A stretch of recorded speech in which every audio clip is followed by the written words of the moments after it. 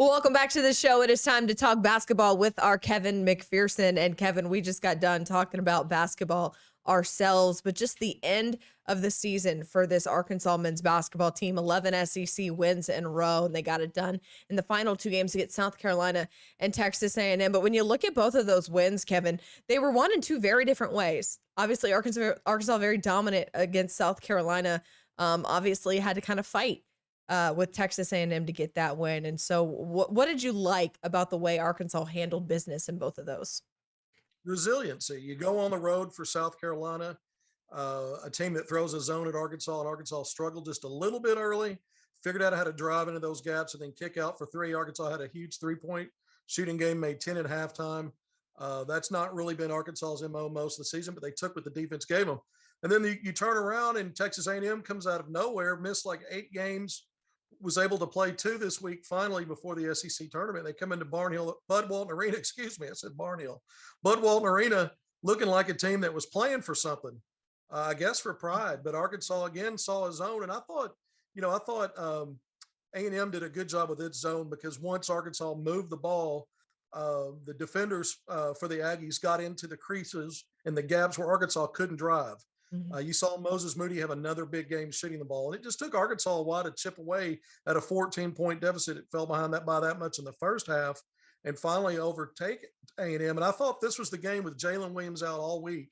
We knew that. I thought this is the game where Arkansas really missed his size in the second half. Eric Musselman basically went with 5 players. Connor Vanover played 12 or 13 minutes. And so Arkansas was playing small ball. And I thought the Aggies did a good job, even when Arkansas defended well. Not always able to close out the possession with a defensive rebound, and that is Jalen Williams' forte. So moving ahead and looking at the week, you talk about first of all the week.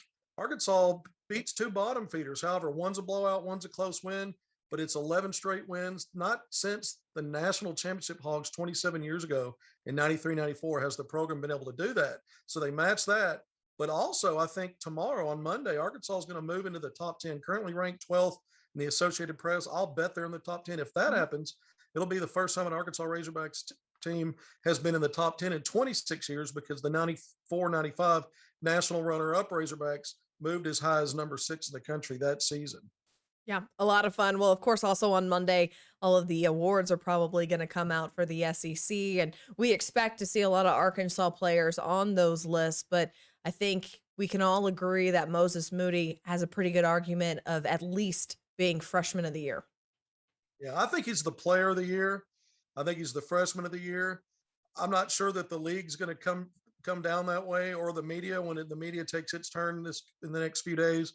But the way I see it, I thought Moses Moody was the best player in the league. Mhm. Finished third in the league in scoring, top 16 in rebounding, and top 3 among guards rebounding this year. But if you look at his shooting efficiency, the free throw line, the volume of work he did, when you talk about attempts and makes, when you put all of it together, uh, being on one of the better teams in the league, arguably the best team in the league at this time of the year, certainly the hottest team in the league. When you put all that together, I think Moses Moody's resume is as good as anybody for player of the year. And if he gets that, he should get freshman of the year. But I think Justin Smith has been fantastic. We saw how good Arkansas has been with him, what happened without him. I think he deserves all league recognition as well, whether it's first team, second team, he's got to get in there somewhere. And then when you look at the freshman team, we talked about Moody freshman of the year. I think Devontae Devo Davis deserves recognition on the SEC's all freshman team. Mhm. So we'll see how the awards shake out. But I think those three young men are definitely Mhm. deserving. And then you could also make an argument of Jaylen Tate Mhm. being a member on the all defensive team or maybe sneaking in on one of the all conference teams. What about this, Kevin? The make the argument Eric Musselman coach of the year. You give that to Eric Musselman, you give that to Alabama's Nate Oates. Man, you can't go wrong either way on that. Yeah. I give an edge to Nate Oates simply because they're both second year head coaches. Nate Oates' team won the overall regular season title by 2.5 games. So it was close. As well as Arkansas's played, Nate Oates has done a fantastic job. Everybody talks about his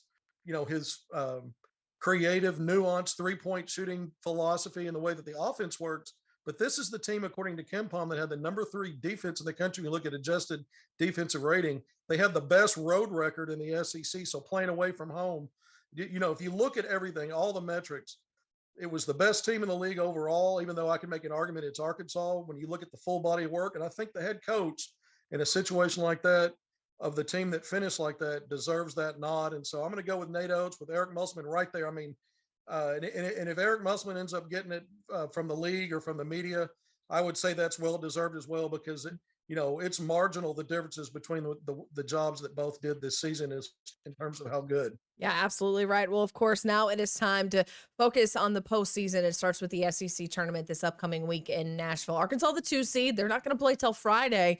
But when you look at how this bracket lays out, you like the way that Arkansas has in a road to a championship and trying to win an SEC championship title?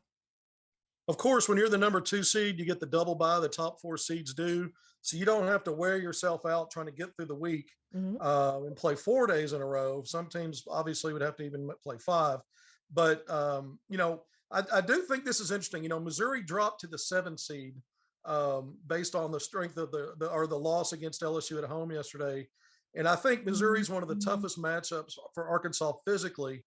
Arkansas is going to hope to have Jalen Williams back for the SEC tournament. Mhm.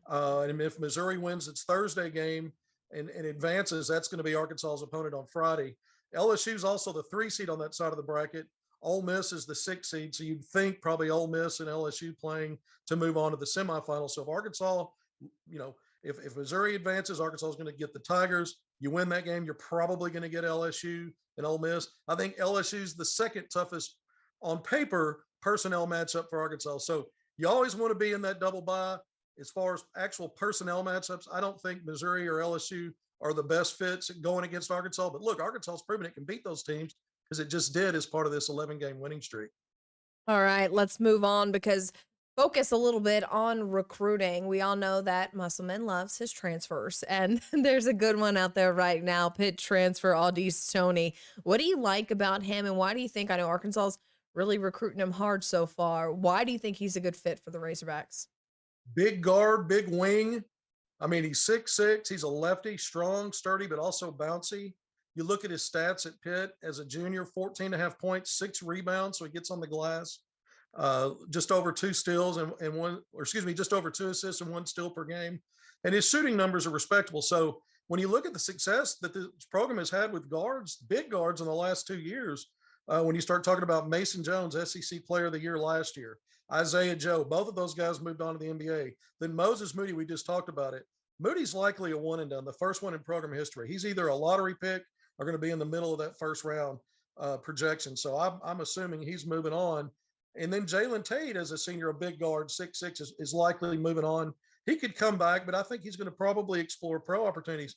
So this would be a perfect fit to come in, and with the success Musselman and his staff had, they can sell this guy on that. And this guy's a priority. He's in the transfer portal. Arkansas is going to kick the tires on many players, but there's only a few that they really zero in on. And I'm told this guy is a priority with the staff.